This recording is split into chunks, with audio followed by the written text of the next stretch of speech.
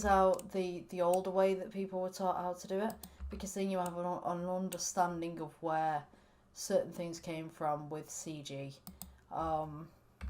Then we're going to extrude, and then for this one I'm going to get it on roughly the same line, so I want to rotate that so it's straight, and up there slightly, and go across.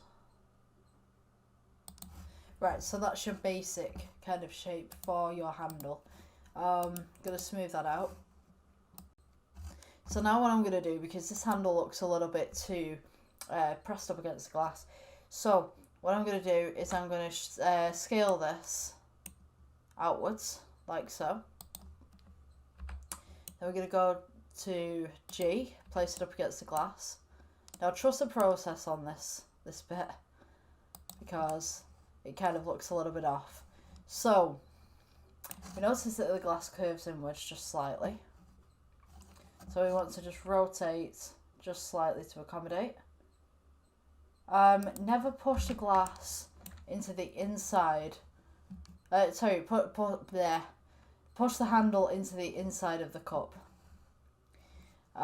You want it just to sit on the outside so that the vertices don't interact. And then what I'm going to do is I'm going to go Control R to make vertices around the outside.